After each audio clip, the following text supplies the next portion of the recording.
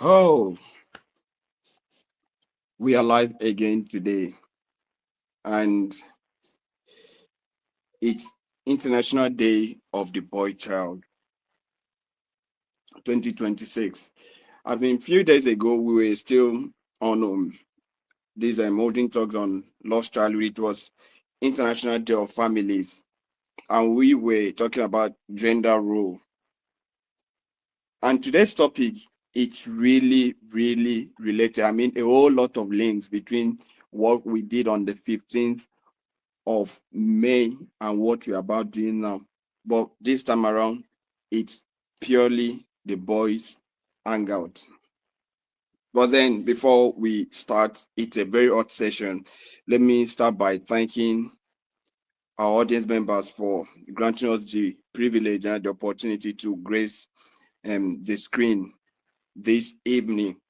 And good morning, good evening, good afternoon, wherever you're watching us from. And today's discussion, like I said, is purely a boys hangout, so we are very free. It's a boys zone today. We are talking about the boy child. We are celebrating the boys child, the boy child, and we're trying to see how we can make strong statements in regards to the welfare of the boy child. And we are doing this on behalf of the Boy Child's Outreach. And let's move on for the sake of time. Looking at the flyer in front of me, we've got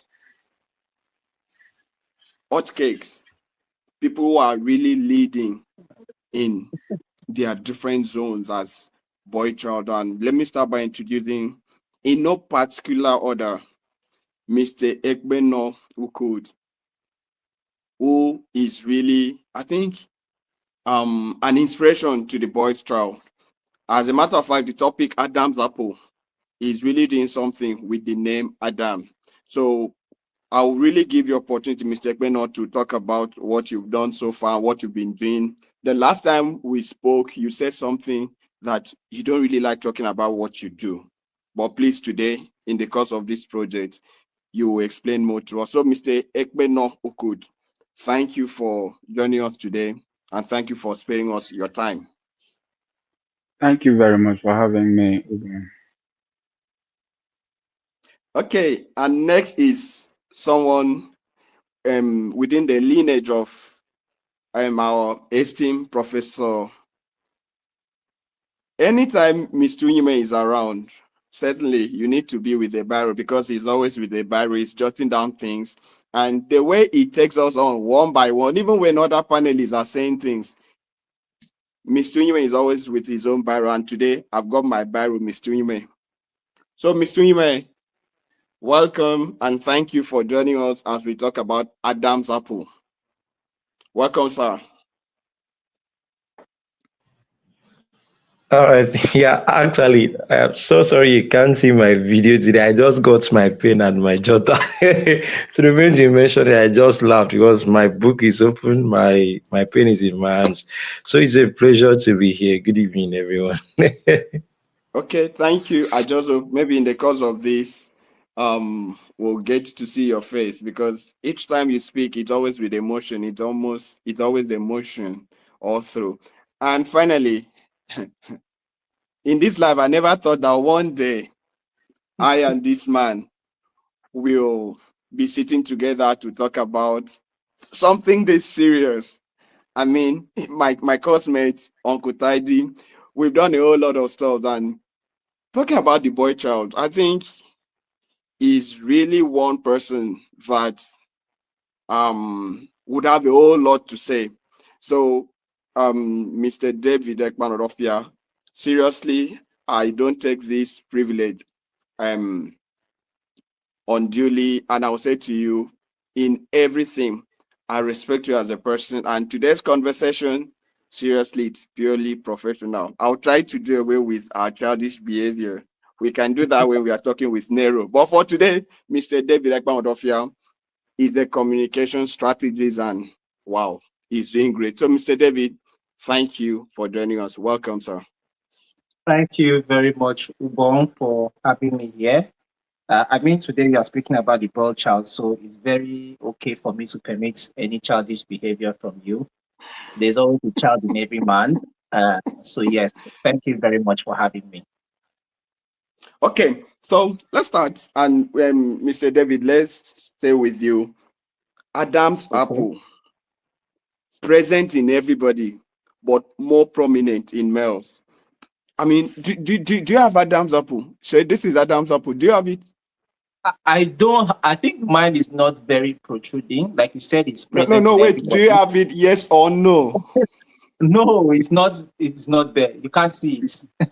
Okay, you can't see it. So Yeah. So how would you explain Adam's apple? The topic, in short, how do you explain the topic? First, I would like to say, before you even contacted me about this, I saw a tweet on X, and the person was saying that it seems like the Adam's apple is disappearing among males. It used to be growing up, we used to see a lot of men with it, but I think in recent times it looks like a lot of young people or young men are seemingly growing up, and then it's not featuring like it used to. Yeah, I don't know if it's a matter of that Charles Darwin used to talk about evolution or something. Anyway, I think for me, Adam's apple represents transition in the sense that as a child, as a boy child, when you growing up, it's about the time when you get to teenage age or you're about to, transform into a man. We start to notice the Adam's apple, the voice starts to change, puberty begins to set in, and all of that transition happens. So for me, that is what responsibilities begin to come, because once you get to that point, the puberty stage, responsibilities begin to come. Your parents begin to think that you should be able to do certain things by yourself. You should be able to take decisions on your own. But at the end of the day, for me, I think Adam's apple represents that transition. It represents that curiosity that comes with that age when when a boy begins to become a man, and of course the confusion that also comes with it, and most certainly guidance that the boy child needs at that particular point, which is very key in what we are discussing today. So for me, the Adam's apple is a moment of transition, is a moment of curiosity, is a moment of confusion, and of course guidance for the boy child. Wow. Thank you very much, Rudy. Sorry, I will be calling you Rudy in between. After all, that's who you are. Okay, Mr. Ekbeno, please. Massifon said something. Adam's apple disappearing amongst men. Really, really, really. I remember those days you see someone with one stub here and you're like, does he feel pained? Especially tall people. And I know Mr. Ekbeno, I think in the course of this call, he's the tallest. So let me just jokingly find out from Mr. Ekbeno. Please, do you have Adam's apple? I've never paid attention to the Adam's apple, my own Adam's apple. I've never really paid attention to it. But I think it's actually both a biological feature of every man, or you could say of most men. But from my observation, I believe that that there are other people who have very silent or very invisible Adam's apple, rather, very invisible Adam's apple.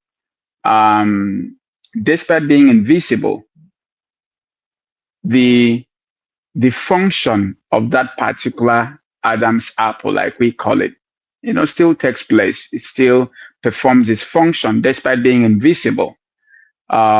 Because at the end of the day, it is the most important component of it is actually the function that it performs, which is is majorly to help the male, the man, to during the puberty stage, to kind of transform from a boy into a man, which is the reason why we actually the growth of it begins from the period of adolescence, between the ages of 10 and up to 15, 16, 17. It continues to grow and continues to develop. But I believe, just like I mentioned earlier, um, from my own observation in the last many years, maybe the last 20 years, I've not really seen, a lot of people growing a very visible Adam's apple, a protruding Adam's apple. These days, you now have young men who grow Adam's apple very invisibly. It's just kind of hidden. It's there, but it's performing its function. And of course, we also have a couple of ladies who grow both the invisible and even the visible Adam's apple. There are a couple of ladies I have seen who have the protruding one. It just comes out. It might not be very big, but it just comes out. But majority of ladies that have that particular thing have the invisible one, and there are reasons for that. There are biological reasons for that.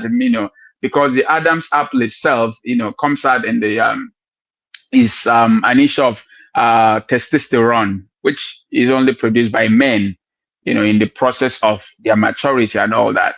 But we all know that there are women who have a little bit of that in their body as well. That's why you have women who grow moustache, who grow beards, who are very hairy, which is also a component or a product of high testosterone in their body, which they are not supposed to have, but they do have that anyway. So the Adam's apple, of course, also shows up in women. But the key thing is that it is a primary biological feature of adolescence in boys, in young adults. And that is very key in this conversation that we're having today. Thank you. Okay, thank you, Mr. Ekpeno. So, Mr. Ime, sadly, Mr. Ekpeno and Mr. David Ekpanodofia, they've confirmed that Adam's apple, that used to be so obvious some years back, is no longer obvious in the boy child. I don't know, should we say that an apple stands, or do you see that as a climate change that is affecting the male child or the boy child rather? Now, you know what we mean when I say climate change. Now, is it part of the climate change, or do you see that as something is wrong which needs to be corrected in the life of the boy child in today's society? Mr. Ime. All right, so thank you so much. Personally, I think when I got the topic, I also had to check around like the Adams. I remember growing up, I used to see it very, very conspicuous. You just especially tall people, tall slim men. You see them with the Adams apple, but after a while, it's not that prominent. So I think I had to check up some stuff. So I was like, okay, yes, we now have issues of genetics.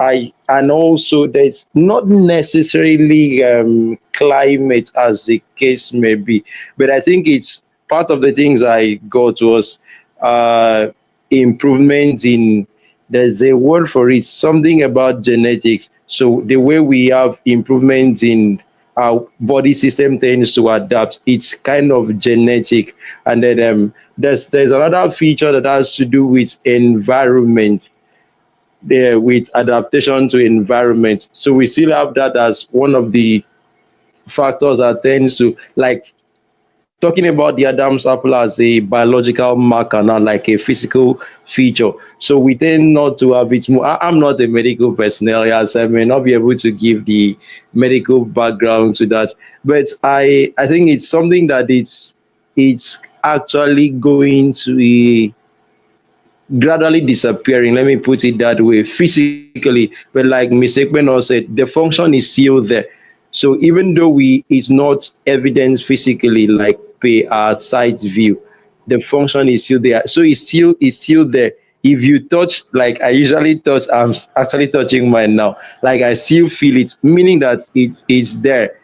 It's there actually, but why it's not visible again, it's more of the health, the development in our skin. It's more of adaptation.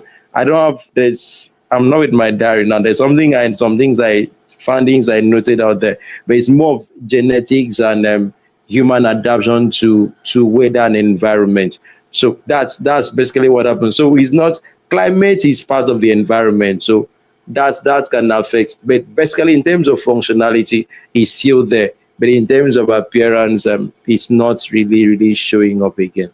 So that's what I would say from my end. Okay, that's serious now. Mr. Mayor said, in terms of physical appearance, it's not that obvious, but in terms of functionality, it's still there. That's deep. I don't know for other panelists, but that's deep when we consider the topic Adam's apple present in everybody, more prominent in the boy child. I would like to add, sorry. So Of Miss course, Nugent because said, sorry, Rudy, Miss I was Nugent- about coming to you okay. because while Mr. Ime was talking, you were touching your throat to look for your Adam's apple. So go on. Yeah, yeah. So like Miss Nugent mentioned, I think from a medical point of view, like I mentioned earlier, there was a tweet that said the Adam's apple is disappearing. And then when I read about it, it was more like saying the testosterone level in men is dropping, I think, by 1% since the 80s. So it's medical studies have shown that testosterone level in men in our age is lower than what our grandfathers had. This is also, of course, it could be due to a number of factors which I'm not sure about. But from a medical point of view, that is one of the reasons why it's no longer very obvious. And I would like to note here, because in line with the topic, the Adam's apple. Now let's go back to who Adam is and who we know Adam to be. Adam is supposedly supposed to be like the first man, and then of course from that, being the first man means that there was a certain level of leadership responsibility that was given to him according to Christian theology, and it is that same leadership, it's that same truth that is demanded of men today, which is why men are seen as leaders in their spaces, in their homes, and of course in society, being able to take that responsibility of leadership or um, taking initiative. So I think that is one thing that kind of connects, say, okay, this Adam's apple. But again, when we go back to what was the truth of good and evil, the tree of good and evil, how do you now use your Adam's apple? Because in some beliefs, this is seen as something that represents truth, because this is where your voice changes. This is where you begin to speak more as a man. So, as a man, are you speaking the truth? Are you speaking the truth always? Are you speaking up when things don't go well? So, like Mr. May mentioned, the function is still there, which is why men, with this, whether you have a protruding Adam's apple or not, you are still being expected to speak the truth, to speak up, and to take responsibility, to take leadership. So it's sort of still there in terms of a function, disappearing medical wise because of reduced testosterone levels, but the responsibility is still on us as boys to be able to speak the truth, to own that responsibility. I just wanted to add that. Thank you. Okay, thank you. That it has disappeared, that it's not physically obvious, whatever it is, science and biology, it actually points to one thing. We say Adam's apple, present. I mean, it wasn't a lady's thing. Sorry, I'm not sweeping this under the carpet of gender role. Permit me, but I'm moving somewhere. Back then, we were much younger. You wouldn't see a lady with it. So, Rarely. let me now ask Mr. Ekbeno. So, you currently your NGO, you work with boys, you've related with boys, you've seen boys at different level, and there's this school of thought in today's society that states that the boys do not receive the same level of attention being given to the girl child. So, can you confirm that first before I get to ask my question? Is that true? Yes, it is true.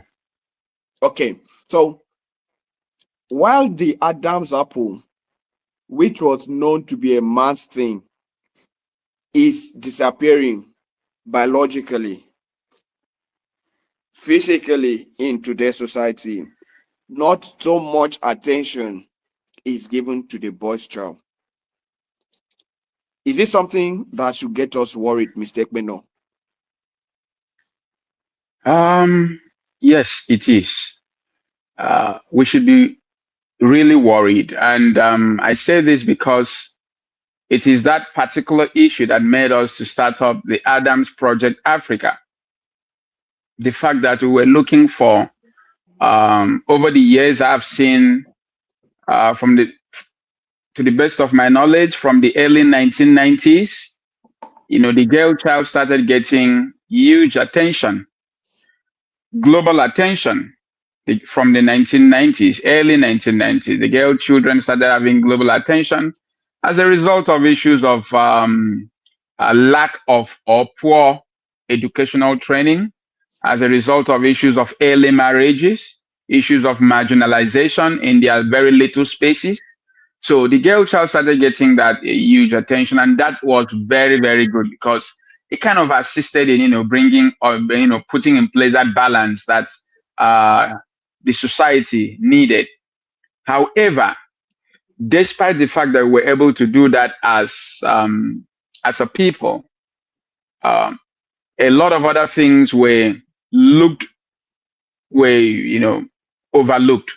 And one of those key things that was overlooked was the issue of the well-being of the boy child. Now, there is absolutely nothing wrong in caring and paying attention of, or beaming the light on the girl children. But then when we did that, unfortunately, whether intentionally or unintentionally, we kind of took away, the very little spotlight from the boy children, thereby exposing the boy children to issues of violence, issues of gangs, robbery, all the negative vices that we find our boy children, getting into today in the society. Unfortunately, that is what that situation did to the boy children. So, which is why I will say yes, the boy children have not gotten the attention that they require today.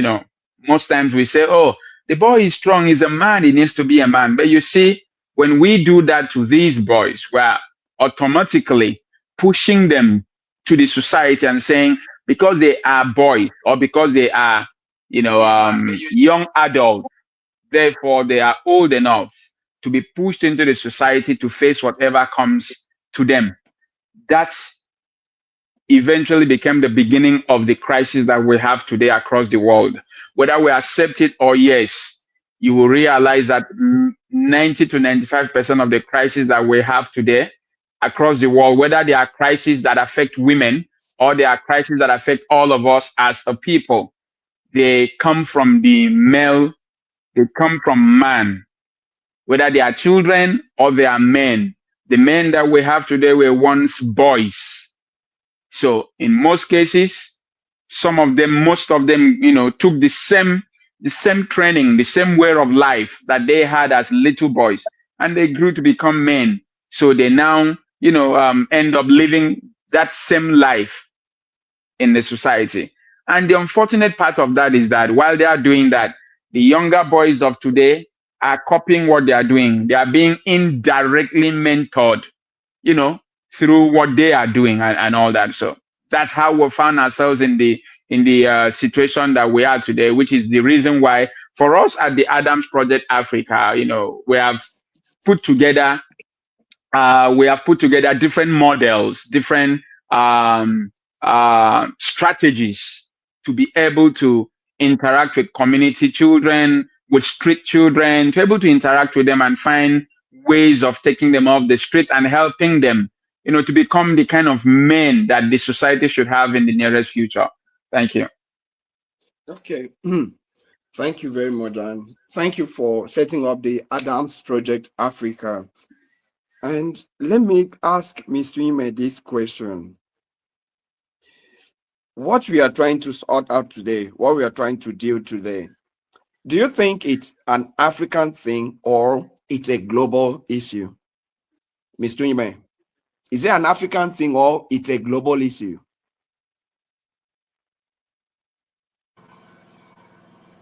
All right, so I will start by saying it's a global issue, but it has deeper roots in Africa. So let me put it that way. Yes, what we are dealing with is a global issue, but it has deeper roots down here in Africa. Okay, so why do I say global issue? Okay, let me. When I was preparing, I was like, okay, like when not say talking about the boy child. Anytime it's boy child day, I'm always like referring to, like, let's go for believe all of some of us that are Christians, the Bible, the biblical way. So when I was preparing, I was like, okay, let's look at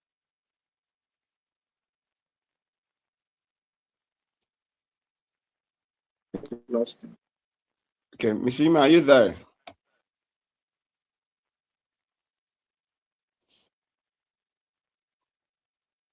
Okay, I think that should be network. So we'll still try to hang on when Miss Yima return, but let's continue, please, for a the one. Messiah will arise. Okay. Okay, go on, sir.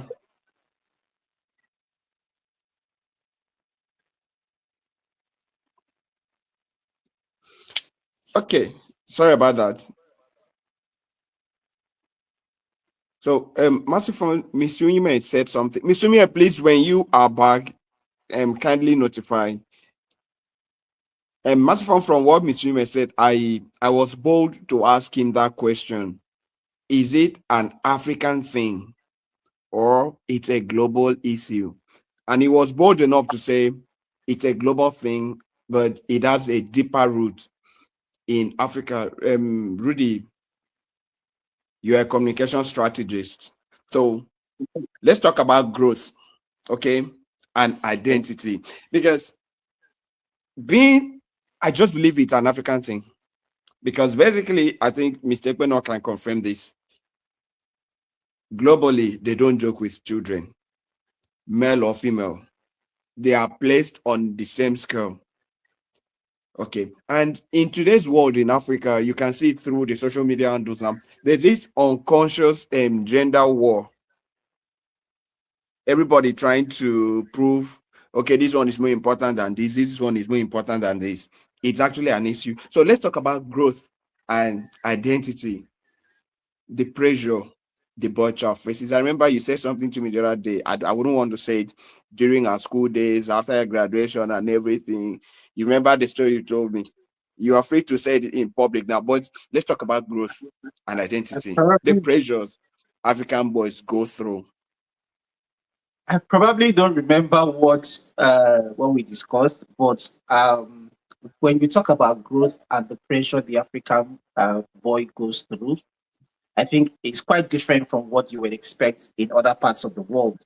Um, yes, there's a lot of there are a lot more advanced efforts to create that equity or that equality between the sexes in other parts of the world. But when you come down to Nigeria, it's quite different in so many levels. At the age of 13, you are like I mentioned earlier, you already given your certain responsibilities are already placed on you as a boy. At the age of 13, in short, it even comes from let's even look at animals, for example. Let's even look at a certain point, the lion itself chases the male cub away from the pride, expected to go out and establish his own pride. That's from an animal point already shows you what sort of pressure. And then, interestingly enough, in Africa, we see the lion as the king of the jungle, which it may not be true, but that's a discussion for another day. That sort of pressure begins to lie on you from a responsibility point of view. You are seen as whether you're a first son or second son, you are already expected at the age of 12, 13 to be able to take certain responsibilities, to be able to look after your young ones, or to be able to man up, like they say, in certain situations. And then when you grow up to be a man, there's financial pressures that are on you. For example, even something as simple as getting married, there's a lot of financial pressure that are on the men. And when we go out to social media discussions, we start to see um, then you start to see certain things being demanded of men to bring to bring you. there's something that basically you have to be able to provide as a man. You have to. There's this popular saying that says, as a man, nobody loves you unconditionally. You are either loved because you are providing or you are protecting. So that alone in itself is pressure. It's pressure for young boys that are coming up because they begin to see that, oh, they have to live up to these responsibilities. They have to live up to these things. So by the time you are growing, people are unaware of the loneliness that you face, the struggles that you face, the challenges that you face. I come through social media a lot, and you see things like, oh, now I discover why my papa always sit down for outside collect breeze reach 11 o'clock or 12 midnight because he was thinking about family pressures and everything. So from being a boy up to being a man, all of these pressures are on you. You want to be able to cope with these things. And this is why you hear that the rates of suicide or depression among males, especially within our geography, is higher than that of women. It's very common to see. It's been medically proven because there's a lot of pressure on the young boy coming up to be able to live up to certain expectations that ordinarily are not placed on the female gender. I mean, the female gender have their own issues. I don't want to underrate that they have their own issues. They have their own expectations that they have to deal with. But as for the boy child, I feel that within our society, there's still a high level of negligence that is given to the boy child. I'll tell you something as very simple as so I was having a random conversation, and then I said, as a teenager, I think there was a teenager there, and I said, as a teenager, I didn't like chesting the football because when you were growing up, you had there was pain within your breast area. There was something that was there, and it was painful at the point when you started growing pubic hairs and all of those things. And a lot of ladies were not even aware that boys go through that phase because one, we don't talk about it. There's that your body is changing as a teenager, and you are not even, boys are not allowed to talk about these things. It's more common for you to see a girl, talk about, okay, the body changes within a woman, but you don't get to hear lots of those things. The only things you get to see, oh, pimples, beards, and maybe they change in voice. But other body changes that happen, other physical changes that happen within the boy are not spoken about. So even little things like that begin to show you that the process of growth and in the process of growth, there's a lot of negligence, there's a lot of things that we are not talking about enough. There's a lot of guidance that are missing that we don't talk about. I give you my brother as an example. When he was, as a teenager, when he was growing and he had that same thing, somebody told him that what he should be doing, he should have a lot of sex, that the sperm that is stored in there, that if he has a lot of sex there, the thing will go away, which is very misleading. And where conversations like this are not had in public and people talk about it, we continue being misled. We continue not neglecting that. So in the process of growth, whether it's physical, whether it's mental, whether it's financial, there's a lot of pressure on the boy child to be able to achieve certain things. And at some point, it almost wants to feel it's like it's unfair. But again, if, like they say, to whom much is given, much is expected. Leadership has almost naturally and spiritually been given to boys and to men. But that doesn't mean that we should neglect their wants or kind of like going back to the topic, kind of silence their Adam's apple from speaking up, or silence the people like Mr. Kweno who are working on these things using his NGO and trying to raise awareness and let people come to these conversations, come to this table and discuss these things and find a way forward. Okay, thank you very much. You actually did a through pass for the next question that is going to Mr. Ekbeno. So from Adams Project Africa, I think there are cases, there are scenarios you've experienced, and the next question will be so pleased, our audience members will be so pleased if you can give live instances of this. Okay, so the question is, what mistakes do families make when a boy's behavior changes? At least we've said something on this call before about childhood behavior. And seriously, there's a whole lot of difference between the way a boy behaves and the way a girl behaves rather. And remember, today we are prioritizing the boy child. So what are the mistakes families make when a boy child is growing? And at what point can these mistakes be corrected? Thank you very much, Ubong, for that question. Just before I jump into that particular question, I just want to give an instance to what David mentioned earlier on regarding how we put excessive pressure on the boy children, especially when they get to that age. So a couple of years ago in 2024, um, one of our events that we had in Liberia, precisely in Monrovia, there was this young boy who who was hawking on the streets, and then our team members asked him his age, and I think he was 12 plus, was just going to 13 years old. And so we then took him back home and had a conversation with his mother, and we got to understand that the entire issue was not even from the boy, it was actually from the mother. The mother felt that the boy had become an adult or a young adult. And just like according to the mother, like every other young adult of his age, that he should go out and go and, try to help the family. Hmm. They didn't have a father. There was no man, in that family to at least be able to, especially a well-trained man, to be able to give, help out to make sure that certain things don't happen in that family. But there was nothing of such. So we were able to speak with the mother. We had a robust conversation with the mother and explain things, why there was a need for that young boy to grow properly. We see this most especially in very poor communities.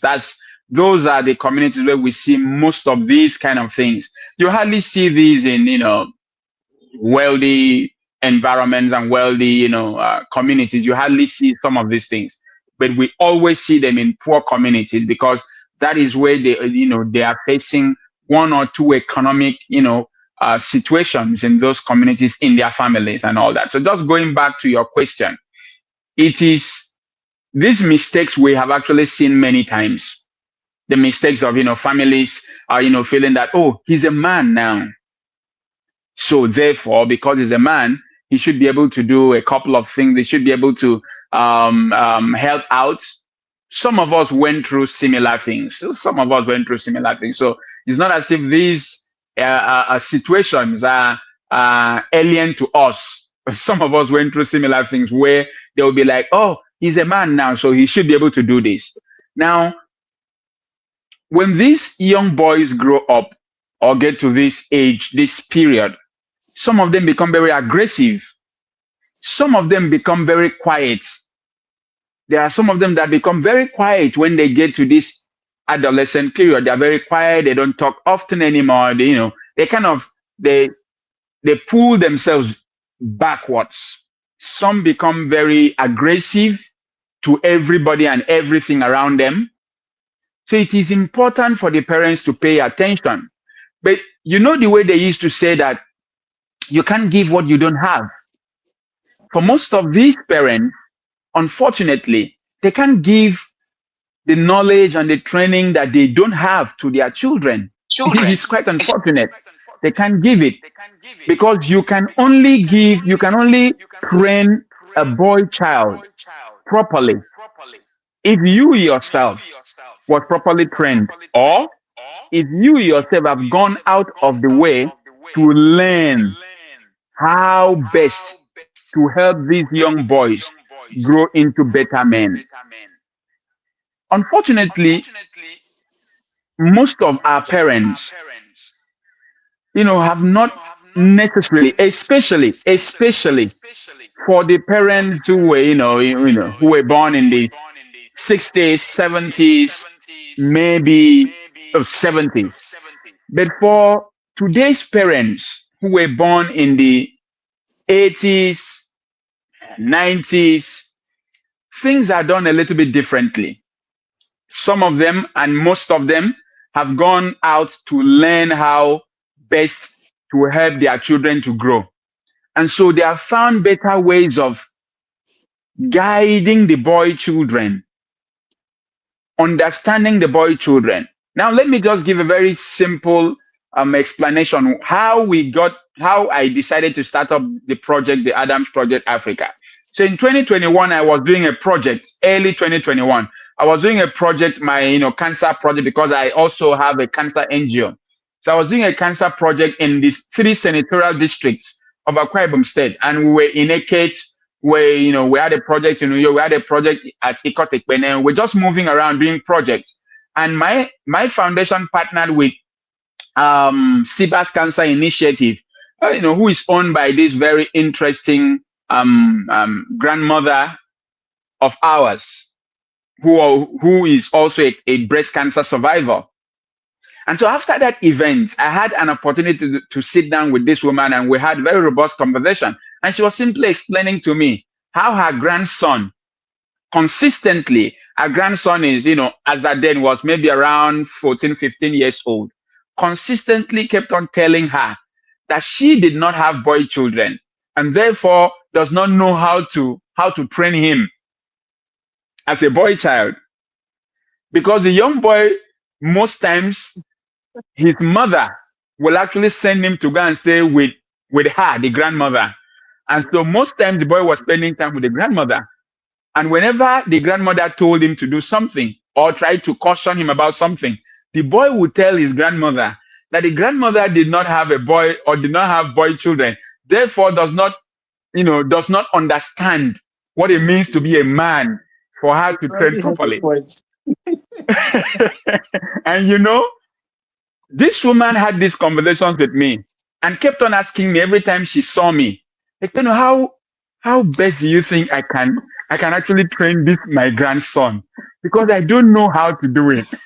She had 4 daughters, and then these 4 daughters in turn, 2 of her daughters had 3 daughters each. So it is only one of her daughters that actually had 1 son, who is this young man. Yeah. So she had that challenge. That is actually how the Adams Project Africa came about. From the conversation that I had with her over weeks, every time I go to visit her, we just sit there and have conversation, and she always has something to report to me. And so I felt that there was a need for us to start up something that will cater for the boys who do not have the opportunity, who do not have that safe space for someone to listen to. And so there is a need for even we, the parents, to go back to the drawing board, pay attention to our children. It's not only the boy children, mind you, because you see, most of the challenges that these boy children are facing, sometimes even our daughters are able to, tell them, oh, this particular thing that you're doing, because I believe that despite the fact that they are younger children, younger boys now, they will grow into 19 years, 20 years, where we consider them to be adults, and they will get involved with young girls. And so when they get involved with these young girls, if there are things they do not know, these girls should be able to teach them, which is the reason why the Adams Project Africa focuses on 3 key people as our focus group: the boy child, our daughters, the girls, the parents. The parents, we have categorized them into also the guardians. So we also have the teachers in schools who have opportunity of staying with these children for a very long time during the day. So we also have those teachers. So we organize events that have a way of bringing these people into the same spaces or different spaces, and we have conversations about the best way, the best approach, because you see, the world keeps on changing. So we have to continuously look for better avenues, better approaches to solving problems. And these boys face problems every single day, from bullying to even the issue of mental health to stress. The boys go through all this. All of us went through some of these things at different stages in our lives. For some of us, there were people there for us who could tell us, no, you can do it. Take it easy, or do this or do that. For some of us, there was nobody. We had to find our way out. You fall into the pit, you find your way out of the pit. Then learn that whenever you get to that point, you need to jump over the pit. You have to find ways. So that happens. And for me, I feel that parents, families have the responsibility of understanding the temperaments, of understanding the personalities of these young boys, of these children of ours, so that we will have better ways of guiding them across these stages of life. Because you see, some of them will be very, very harsh when they are young adults, between 13, between 12 to that 17. But as they grow older, they become very calm. Some of them will be calm during that early stages. As they grow older, they are no longer calm, because some of these behaviors are being caused by different other factors. They are being caused by different other factors. Sometimes it could be environment, it could be peer group influence, it could be anything. Some people will live in a very dangerous environment when they were younger, and they will always behave like people in that environment. As they grow older and they begin to stand out, then they move away from that environment into a better, more calmer, and more sane environment. That also influences how they eventually behave and how they eventually act. So these are some of the things that parents need to pay attention to. You see, unfortunately, making money has taken over some of us, has made us to become too busy as fathers. We don't really have that much time to pay a lot of attention to our children, and we understand that.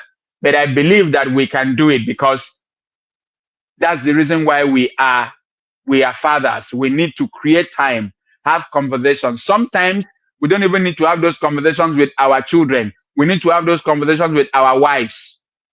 So when you have those conversations with your wife, in your absence, your wife has information to pass on to our children. So sometimes it's not necessarily we're talking to our children. We can always have time, 30 minutes with our wives, and talk about certain things that are going on. And when we are not there, our wives will be able to pass those information. Because these days, our wives, fortunately, this is very fortunate, our wives even have better information about grooming the children than most of us fathers. Most of us fathers don't really have those hands-on information, but our wives go all out. They attend all the seminars and all the workshops that have to do with children grooming. And so they have those information. So we should always rub minds, share ideas with our partners on better ways and better approaches to help our sons to grow into better men. And most of us, because we had the experience, first-hand experience, we don't even need anybody to tell us. We have first-hand experience of what it means to be a man. So we can always pass those positive experiences to our sons. And those ones that are negative experiences, we use them as training tool to tell our sons, you see, I made this mistake when I was 25 years old. This is why I made the mistake. This is how I made the mistake. And I think that if I were to be 25 again, this is what I will do. Therefore, when you get to that stage, or if you encounter a similar thing, do not do it that way. Do it this way. These are just ways, some of the approaches that we have used at the Adams Project Africa. We have a project, just for a mention, we have a project running in 14 countries in Africa. And every single year, and in each of those countries, we have projects running in different regions. In Nigeria, we have projects in 22 states in Nigeria, out of our 36 states. In Ghana, we have projects running in 3 regions of Ghana. In Liberia, in two cities of Liberia. In South Africa, in 2 cities in South Africa. So we have projects running across. And we have people in those places who go into those remote areas where we know we have more vulnerable young boys, and have conversations with them, have conversations with their parents, and see how we can help them become better individuals. As we speak, for this year's International Day of the Boy Child, which happened a couple of days ago on the 16th of May, the Adams Project Africa had a project in 6 countries. Out of these countries, the statistics that just came in a couple of days ago, I got the full report from the international curator of that project.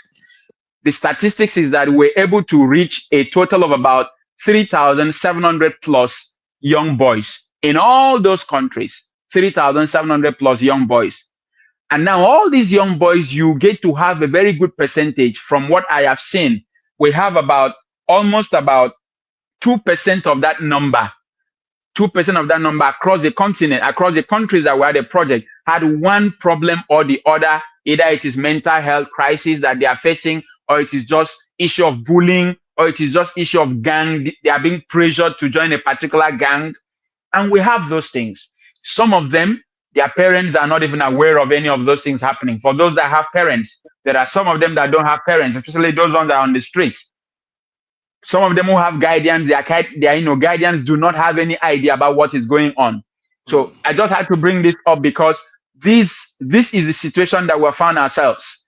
And if all of us do not put our hands together, it will be difficult for us to remedy the crisis that will come up in the next 10, 15 years. Because in the next 10, 15 years, all these young boys will become adults.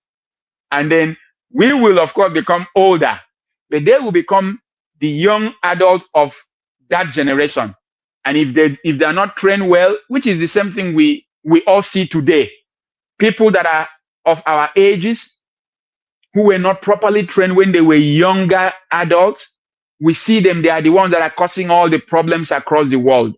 All the problems. This is a global crisis, it's not just an African thing. It's a global crisis. I see it every day. Even here where I am right now in this part of the world, I see the same crisis every day.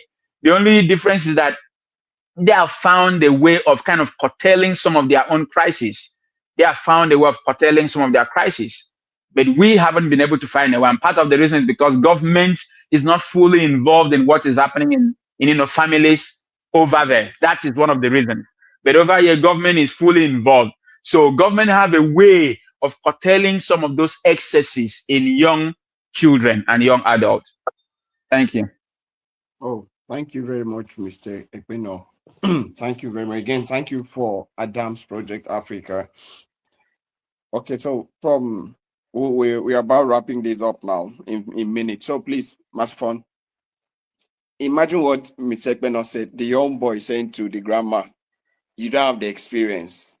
Now, it's more than the boy being in terms of childhood behavior.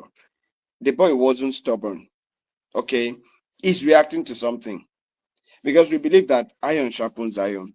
And while he said that, I saw it as the energy level of, and possibly the grandma wasn't that strong herself. I mean, this is all relying on someone She's to an assist old her. woman, as at the time, in her 80s, Okay. as at the time. Okay, so the boy was like, you self, you can't even assist yourself, and you want to come and train me. So I saw, while he said it, I saw the energy level, raw energy level of this young boy seeking for attention. So, Masifon, the question now is, how do boys, knowing that you've been a boy, you're still a boy, how do boys in today's generation channel their energy, that raw energy, that curiosity, that skill? How do they channel it into becoming responsible men? Because they are the future of tomorrow. The family, I mean, our families depend on them. Mr. Ekpeno said, have the conversation with your wife. Our wives, our sisters, our daughters, you've got 2 daughters. Your 2 daughters now, they depend on them. So how do we get these young boys now to channel their energy, their skill into being responsible men? Thank you. Thank you for that question. I'd like to start with saying that boy that Mr. Ekpeno spoke about was using his Adam's apple, from how I understand it. He was speaking up. And so when you now ask that how do boys or how do men today have to, become more responsible, it's about finding balance between responsibility and emotional suppression. Now, imagine that someone had told that boy, shut up. Imagine that someone had said, why would you speak to your grandma like that? That's where the emotional suppression comes in. But hopefully, in the way that situation was handled, the boy actually had a point. You don't have female children. How are you sure that you are able to train me as a boy? So he definitely had a point. It's a logical argument. It is at that point we begin to, that's where formation comes in. We begin to channel that formation to say, this is how you need to show up. Yes, you have a valid point. How do you put across your points? And again, going back to the topic itself, I did say that in some certain beliefs, I think somewhere in India, this region is seen as a symbol of truth, as a symbol of speaking up, where men are being called to responsibility. And like Mr. Peno has said, the failures of the generations before us to correct certain number of or ways certain boys were not being brought up well, were not being trained well, is what we are facing today. Some of the challenges that we are facing today. Now, how do we then show up in this world? Again, like I said, it's by finding that responsibility. It's by speaking up. It's by having conversations like this, conversations where we begin to see, okay, where am I doing wrongly? Where am I doing rightly? And like Mr. Peno said, it's women tend to want to attend all of these events, all of these seminars, but I don't think that there is no excuse in the world to say, yes, because we are chasing money. And again, that is the problem from the past generation, where as young boys, there was that already that financial responsibility on you to make money. So now we have men who kind of almost neglect their paternal roles because they are chasing money. Yes, you can chase the money, but it's important that in all of that you need to find time, because trust me, yes, the mothers can talk to the children and tell the boy child, oh, you can do this, or all of those things that they've learned across seminars or events they've gone to. But it's always a different conversation when it's a father to a son. It's always going to be different. The dynamics are different. You have had experience, you've been a man, you've had similar experience, you've gone through certain things. Now, when you're speaking to your child, it's always going to be different. So in this age and time, number one thing is for us to be able to find, for young boys to do, is to be able to find their voice, to speak up, to say the things that they need to say, to be able to chase their goals. But at the same time, do not neglect your emotions. If you are stressed, you have to find ways to, ease your stress. If you are depressed, then you need medical help. It's not a matter of, you have to turn to substances and all of those things. Those are not going to help you. You need the right kind of help, therapeutic, medical, however it has to come. Whenever you face a challenge, it's not about saying, oh, man up, oh, boys don't cry, and all of those things. You are allowed to show your emotions. Now, as much as we are allowed to show our emotions, there's a certain point where we do not have to emasculate the boys.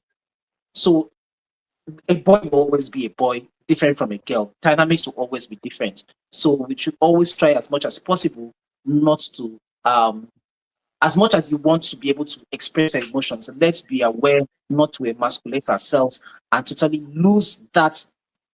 Let me use the phrase Adam's apple now, and totally lose our Adam's apple or the function of it, which is us being boys, us taking responsibility, us taking the lead, and being responsible with the things that we do. So at the end of the day, I will say that for this generation of boys, we have to have conversations with ourselves. It has to go from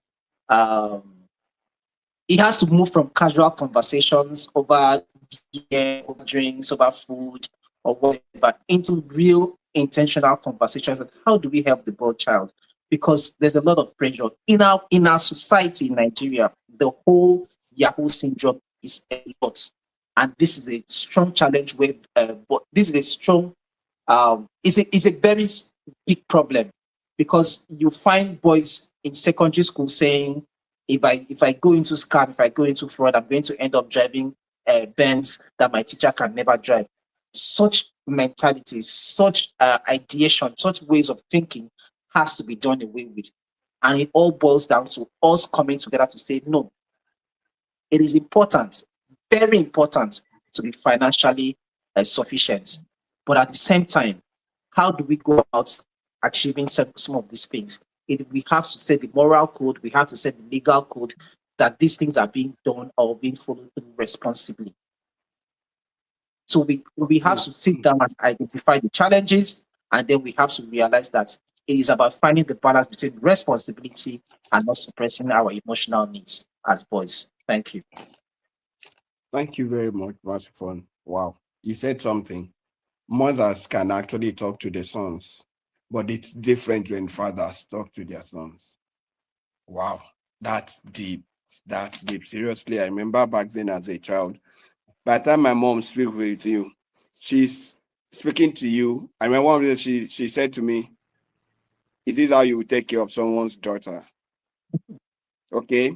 Yeah. But if my dad should say that same thing, my dad would tell me, look, one of those days, I remember one filling one form, and I wrote Calabar as my mom's place of birth, as in origin.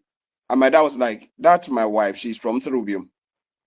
So now you've actually justified. There's a difference when a man, a father, talks to his son, and there's a difference when mother talks to his son. So sadly, we can't really take much. Sadly, and like I said, it's not one topic, one we can finish within 1 hour, but we'll be able to scratch the surface of this, and I feel justified because by the time this topic came up, Adam's apple, I had my reservation, but then thank you very much, guys, for justifying this topic. So it's time to start going home so that we can attend to other things. But before we go, let's take our last lines. From all we've said today, and from all we want people to understand about Adam's apple, present in everyone, more prominent in male or boy child. Let's just use boy child. Miss Ekpeno, please. Just pour out your heart. From your experiences with Adam's Project Africa, your last lines, please say something to us. So I believe that very strongly that the visibility of our Adam's apple as men has a very direct connection, just like other speakers have pointed out, has a very direct connection to how we eventually, live our lives as men. Unfortunately, in today's society, it's not necessarily a today's thing. It has always been there, but it has just, social media has blown it over, and now we now see that a lot of men have fallen, short of the expectation of manhood, the expectation of being a man, unfortunately. But we need to pay attention to all these things and draw the line and know that some of these things are because of mentorship, failure of mentorship. And one key thing that we do at the Adams Project Africa is that we have mentorship. We have mentors that mentor most of our boys. In Nigeria, for instance, currently we have about 8 mentors. These mentors cut across different walks of life, and we don't just choose them for the sake of choosing. We actually select these people whom we have seen have lived a very positive life. We have seen them. They have been able to guide both their families and their businesses, or their offices. They have been able to do something so meaningful, so that when we attach young boys to them, we are fulfilled that these men that we have made mentors will be able to guide these young boys. It's difficult for you to, for instance, in a class of 30 people, you don't expect everybody to have 90 and 80%. There will be people who have 50%. So it is difficult for us to say, okay, if we have eight mentors, that all the boys that will be under them will become very, very, good and useful. It's difficult. But the key thing is that we're not looking for all of them. We are looking for every single day that important change. We want to see that change. So we monitor these boys. We have our M&E team, our monitoring and evaluation team, who go into the communities, who actually monitor some of the boys that we have under our program. One of the unique programs that we have is that in Liberia, an entire school an entire school in Monrovia, handed over the school to the Adams Project Africa for us to adjust the curriculum and everything about the school and how boys, because the school is actually a boys' school. So they did that, and every single day, our team in Liberia go in there to interact with the teachers and let the teachers know that, okay, these are the things that we would like these boys to be equipped with. And so the way the boys are trained in that particular school is different from the way other boys are trained. And I can tell you, in the next 5 years, when those boys, most of them would have, even graduated from the university, they will have a different way of doing things. We don't expect all of them to be exactly that way, but we expect most of them to become better individuals, both to themselves, to their immediate families, and to their larger community. We expect that to happen. And so my last thought is that whatever it is that we are doing every single day, we should put at the back of our minds that there are young boys that are watching us. They are looking up to us. They want to be exactly the way we are. It's like the issue of the fraudsters. Some of the young boys that we have today that are trying to be fraudsters is because of how those ones that were there before them have made fraudulent activity look so beautiful. So these younger ones are now trying to copy them. Therefore, if only those people had, colored the importance of studying hard and working hard, and if we want to put it, working wise and then succeeding, it means that those boys, that is the same thing those boys will be trying to copy.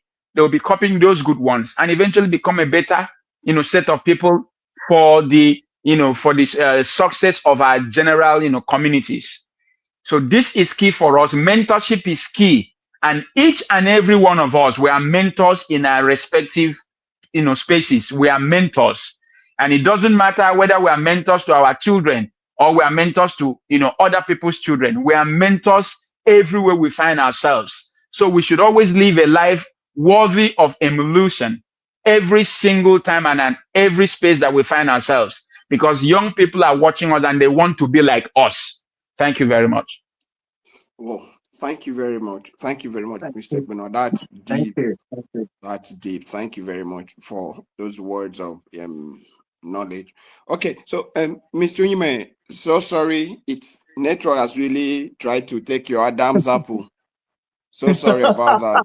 But the man in you has really, really resisted the network. And please, you actually met us about taking the last dance back to our destination. So please, Mr. Ime, in minutes, just say something, because I know you came with a lot to say, being that you are a teacher and you stay around young boys. So Mr. Ime, please, over to you before Mr. David will wrap the session for us. Over to you, Mr. Ime, please. All right, yeah, so thank you so much. Yeah, network has tried to take away my Adam's apple, but it's not going to work. Okay, I carefully listened to some of the things Ms. Ekweno in particular said.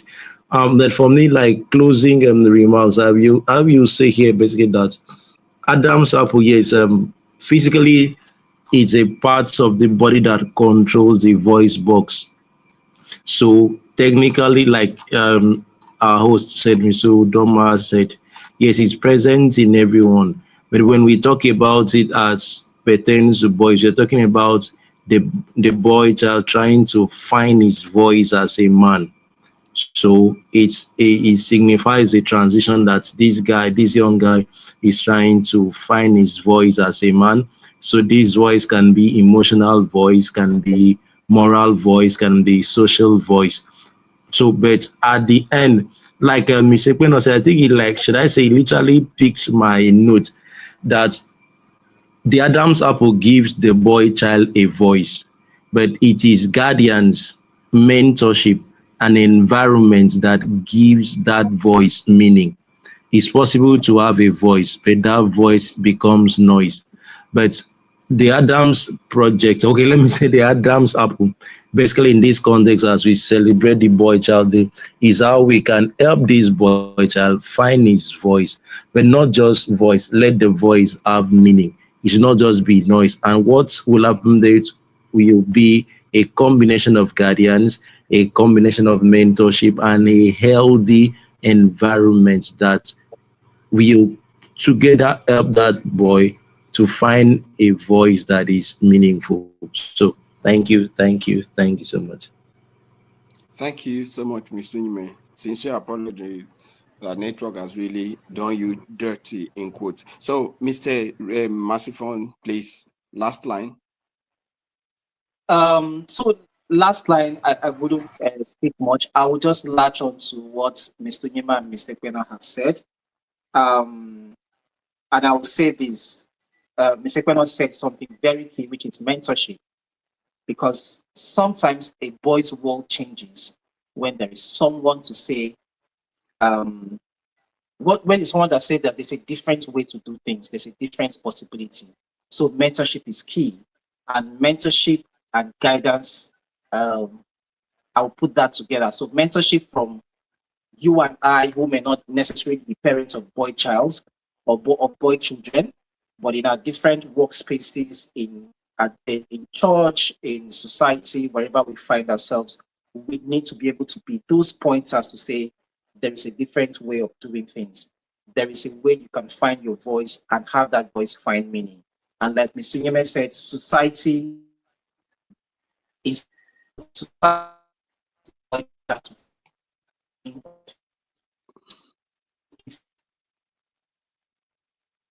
giving that boy child the proper moral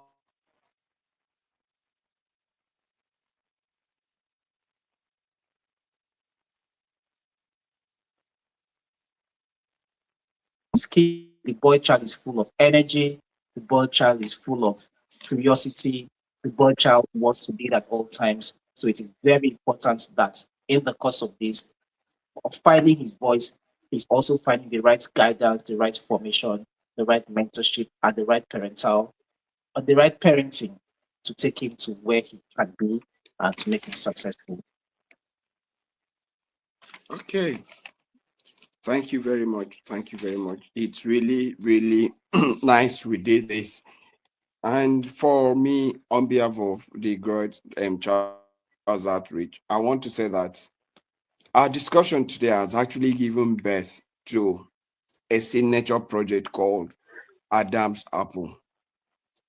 We're going to take it up, we're going to push it, and we're going to ensure that every boy child within our catchment area really gets to understand, because it might just be a coincidence, it might just be an apple science that Adam's apple is no longer on the throat, and to an extent, something is missing in the life of a boy child. Emotionally, financially, socially, a whole lot is going on. So you check on Facebook now, you see that the boy child now is actually coming from the place of I want to speak for myself. Now, he's not speaking because he wants to speak. He's speaking in defense, feeling so suppressed and depressed by the girl child, by feminism in quotes. He's only responding. And there's difference between someone saying something out of a place of confidence and saying something out of the place of guilt, suppression, and depression. And that's what is currently going on in our society. So today's discussion has actually justified the need for us as an NGO to create Adam's Apple initiative. So, to our panelists today, we are really, really grateful. We are justified that we didn't just go for big men. We went for young people because for me, I felt like this topic needs young people who are experienced, who actually lived when we were growing up and currently in today's world and society. So that means saying thank you very much to Mr. Ekbeno for always saying yes, despite the difference in time zone, the inconvenience. Thank you very much. You are really and truly a credit to child development. And to Ms. Tunyime Asukwo, the man in you has really showed up today. Thank you for not allowing network to deal with your Adam's apple. You've spoken up, and I know for sure that the notes you made, you can ask, well, please send across and we'll develop it and put it online. And finally, to my friend, my crossmate, my troublemaker, the man we once fought before. Days of child boyism. Mr. David, thank you very much for turning up today. Thank you very much for sharing thoughts, and thank you very much for inspiring for having me as a person. To our audience, please, with sincere apologies, we've gone out of our estimated 1 hour. Sometimes you can't really suppress this thing, you let it flow like the spirit would lead. But we are conscious that everything we've said today will form a school of thought. To the father, just like Moses did in the Bible, this is me running up. Share your philosophy with your wife. In your absence, it's your wife that will speak to your son on your behalf. And that doesn't mean you're totally delegating everything. You still need to do your job as a father. So thank you very much. Thank you very much, Mr. Ekbeno, for saying that every single day that change counts. Imagine a change that every day there's an element of change identified in a boy child. That's a credit. That's a good thing you're doing with Adam's Project Africa. And you also said that young boys are watching us. Seriously, they are watching us. They are watching us. So I wouldn't want to paraphrase or rephrase everything you've said earlier, but I will say this. It's not over. We are committed to tackling lost childhood, and one of the ways is what we've done today. So thank you very much, panelists, for turning up. Thank you very much, audience, for listening to us. Please feel free to like our page. Feel free to drop your thoughts on today's topic. And above all, it takes a community to train a child, and that's your doing. So good night, all, and thank you, panelists, for turning up. Good night, everyone. Thank you. Good night. Good night. Thank you so much. Yeah, thank you, Mr. Ime.